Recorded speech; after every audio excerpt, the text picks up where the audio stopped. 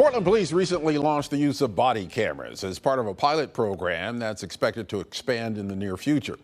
The Portland Police Association, the union representing the rank and file cops, was part of those negotiations to implement those body cameras. And here to talk about that and other issues affecting Portland police officers, President of the Portland Police Association, Sergeant Aaron Schmautz. Welcome back. Thank you, Ken. Happy to be here.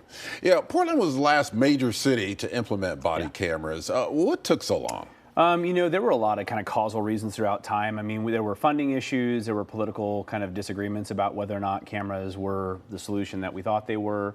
Just going all the way back to probably about 2012 and forward. And then most recently, we were having discussions just about how the evidence would be utilized both by law enforcement and by others. And so that kind of became the kind of final conversation to get sorted. We'll get into that in just a moment here, but from your standpoint, how's the pilot program been working so far? It's going as well as a pilot would. I mean, there's a lot of, it's a huge change culturally, especially for officers who have been on the street for 20 years. adding this another kind of muscle memory reality, turning things on, turning things off, explaining to people what you're doing.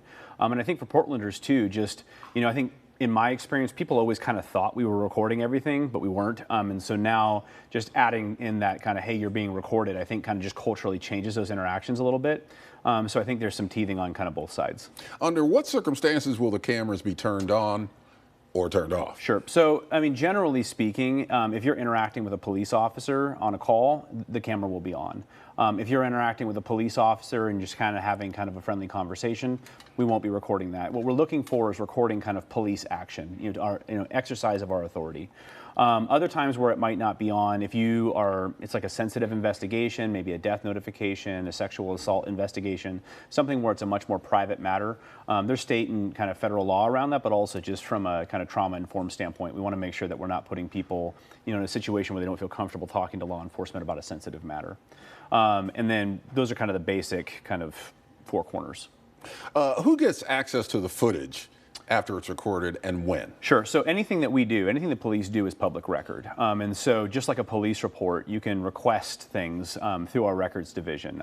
There are certainly sensitive investigations, homicide investigations, child abuse investigations, other things that access might be different. Obviously, the media can request, do Freedom of Information Act type requests for information. Police officers can access their body cameras as they're investigating their own actions, and also other body cameras if they're doing follow-up on an investigation, maybe trying to figure out how to move forward with the case. Supervisors can access cameras if they're doing an investigation based on some kind of information that has come in to make sure that our officers are held accountable for their behavior when they're on duty. What still needs to be worked out during this pilot program? I mean, there's a lot of little things, just like, for instance, right now, officers are turning their cameras on when they're dispatched, and so they're videotaping maybe a 30-minute drive in traffic, which obviously all that storage costs a lot of money, so we're wanting to sort out that.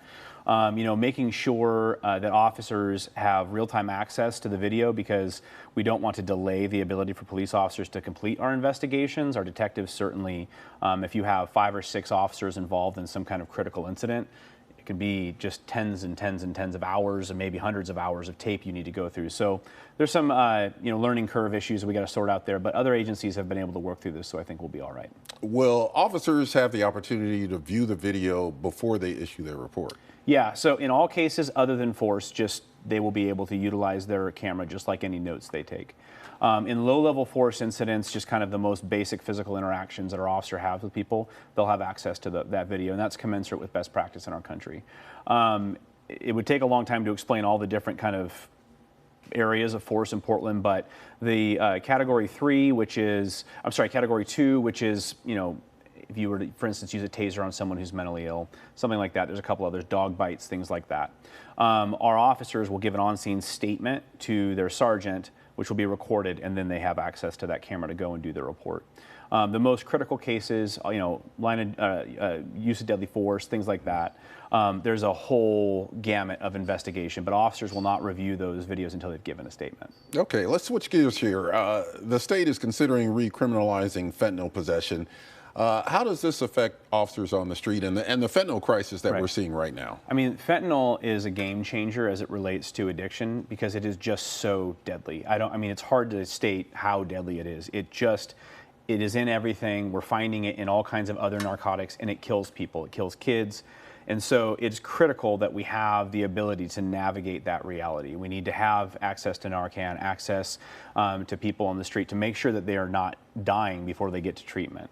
Having tools for law enforcement to address fentanyl use. Obviously, any drug use, any public air usage of narcotics has an impact on our community safety and the kind of perspective of safety in our community.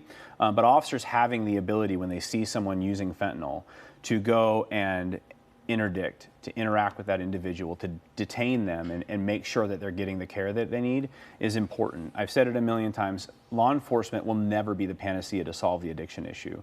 We'll never arrest our way out of this issue, but we have to keep people alive, and we have to make sure that we're not having, the unintended consequence of other people having to navigate this kind of fentanyl blight on our society. On that note, there's a new effort to modify or even eliminate Measure 110, which did decriminalize small amounts of drugs, including fentanyl.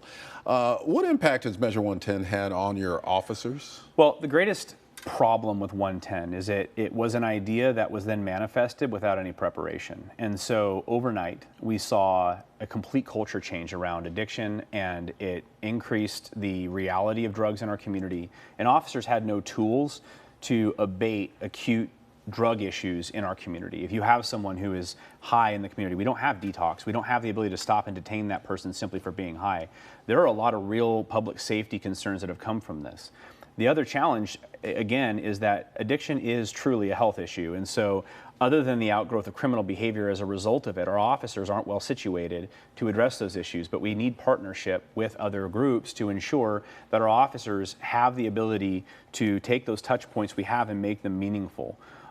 We saw in Measure 110, my belief is a kind of a spiritual agreement or thought that police are the wrong vehicle to navigate the addiction issue, but we also then asked police officers to be that vehicle by being the people who issue the citations, which it creates cognitive dissonance. So we need to have partnerships. We need to understand what law enforcement is, in this kind of addiction space, and how we make sure that people who are experiencing addiction get to the right help.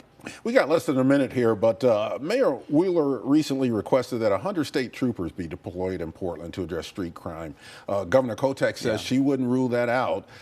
Would you welcome that kind of help?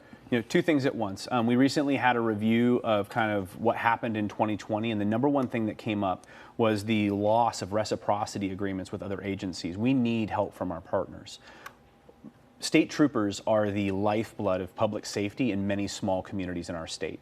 So I would never ask to take away public safety from other places without making sure that there were goalposts there. And I'd also want to hear from the state troopers on what their kind of operational capability is. But we need to have those relationships, and I just think that that's a conversation that is a long one, but we need to have it. Yeah, and staffing is an issue for both you and OSP. OSP has less than half the amount of troopers they had 10 years ago, so they're hurting.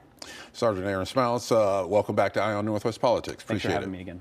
Now, we have invited Portland Police Chief Chuck Lavelle on this program to talk about these issues. So far, he's declined, but Chief, you've got an open invitation.